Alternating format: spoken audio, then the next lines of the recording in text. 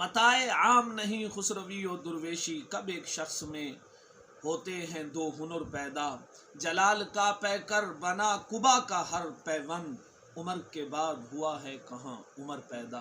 فاروق اعظم رضی اللہ تعالی عنہ کی حیات ایک پھیلی ہوئی ہے، درخشاں روشن ہے۔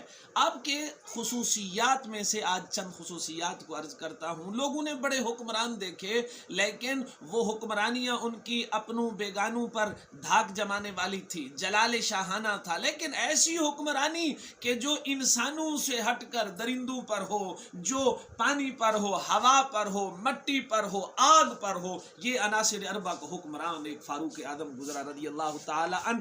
حضرت عمرو بن عاص کے ہاتھ پر نیل فتح تو ہو گیا، لیکن اب مسئلہ یہ پیش آیا کہ وہ لوگ کاشتکار تھے، اور ایک وقت ایسا آتا وہ ایک لڑکی کنواری کو دلہن بنا کر نیل میں ڈالا کرتے تھے، پھر نیل کا پانی چڑھا کرتا تھا۔ جب حضرت عمرو بن عاص سے یہ بات کہی گئی تو آپ نے صراحتاً انکار کیا، اسلام میں اس کی کوئی گنجائش نہیں۔ انہوں نے نقل مکانی شروع کر دی۔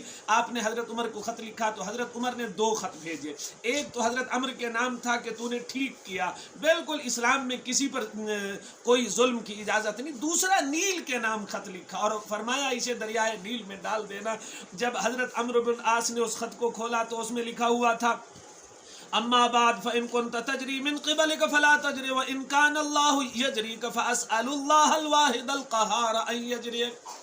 یہ اللہ کے بندے فاروق اعظم کی طرف سے ہے نیل کے نام۔ ارے نیل اگر اپنی مرضی سے چلتا ہے تو پھر مجھے تیرے پانی کی ضرورت نہیں، 22 لاکھ مربع میل کے حکمران کو تیرے پانی کی ضرورت نہیں، اس نے عوام سے کیا معاملہ کرنا ہے وہ خود سوچ لے گا، اور اگر تجھے اللہ چلاتا ہے تو میں اس واحد اور قہار سے دعا کرتا ہوں کہ تجھے جاری کر دے۔ جب یہ خط ڈالا گیا عجیب منظر تھا کہ خط کو اس نیل کے موجوں نے چوما، اور ایک ہی رات میں رات کو یہ خط ڈالا گیا، ایک ہی رات میں 16 ہاتھ نیل کا پانی چڑھ آیا۔ یہ فاروق اعظم کو اللہ نے خاص کرامت اور خصوصیت سے نوازا تھا۔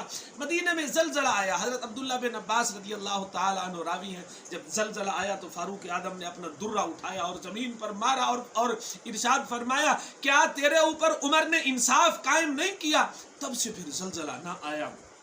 لوگوں نے اگر شکایت کی امیر المومنین ایک آگ نکلتی ہے ہمیں نقصان پہنچاتی ہے، فرمایا اب کے بار جب اس کے نکلنے کا وقت قریب آئے تو مجھے بتانا۔ لوگوں نے بتایا، آپ نے خادم کو اپنی چادر دی اور فرمایا جب آگ نکلے اس سے ڈرنا نہیں، یہ میری چادر لے کر آگے بڑھتے جانا آگ کی طرف۔ چنانچہ جب وہ لاوا نکلا خادم نے اپنے اوپر وہ چادر ڈالی اور آگے آگ کی طرف بڑھتا گیا اور یہ الفاظ کہتا گیا ھذا رداء مراد النبی، یہ چادر ہے اس ہستی کی جسے نبی پاک صلی اللہ علیہ وسلم نے دعا سے مانگا تھا، یہ دعائے پیمبر کی چادر ہے۔ تو لوگوں نے یہ منظر دیکھا کہ جو ہی وہ آگے بڑھتا گیا آگ پیچھے ہٹتی گئی۔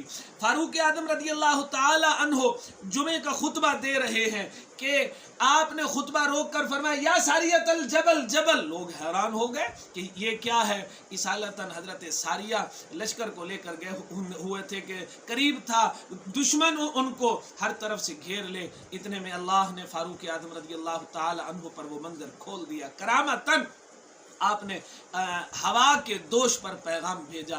حضرت ساریہ کہتے ہیں اچانک سے وہ پیغام ہم تک پہنچا اور ہم جب پہاڑ کی طرف متوجہ ہوئے تو اللہ نے ہم کو دشمن سے بچا لیا۔ مولانا روم فرماتے ہیں آب و خاک و باد و آتش بندہ ہوا، مٹی، پانی، آگ اللہ کی مخلوق ہے، با منو تو مردہ با حق زندہ ان، یہ مظہر فاروق اعظم کی حکمرانی میں دیکھا گیا۔ سارے مرید پیمبر ہیں، آپ مراد پیمبر ہیں، آپ کو دیکھ کر شیطان بھاگتا ہے، آپ اکیلے محدث ہیں۔ ارشاد نبی علیہ السلام ہے اس امت میں ایک ہی ایسا آدمی ہے جو زمین پر بولے تو اللہ اس کی رائے کو اپنے قرآن کے موافق کر دیتا ہے۔ 17 مقامات ایسے ہیں جہاں پر عمر بولتا گیا اور خدا اسے قرآن کی صورت میں نازل فرماتا رہا، یعنی قرآن کا جو حکم اترنا تھا فاروق کی زبان پر وہ پہلے جاری کر دیا گیا۔ حضرت عمر نے عرض کیا کہ ہم مقام ابراہیم کو نماز کی جگہ بنائیں، قرآن نازل ہوا واتخذوا من مقام ابراہیم مصلی۔ ازواج مطہرات کو بار بار عرض کیا حضور پاک کو کہ آپ ازواج مطہرات کو پردے کا حکم دے، قرآن آ گیا یا ایھا النبی قل لازواجک و بناتک युदनीना अलैहिन्न मिन जलाबिबिहिन्न। इसी तरह अज़वाज मुतहरात ने कुछ मुतालबा जब किया तो सैयदा हफ्सा से फारूक आदम रज़ियल्लाहु ताला अन्हो ने फरमाया, हफ्सा मुझे ये लगता है अगर तुम अपने इन मुतालबात से बाज ना आई, कहीं ये ना हो कि रसूल पाक तुम्हें तलाक दे दें और अल्लाह और बीवियां उनको अता फरमा दे।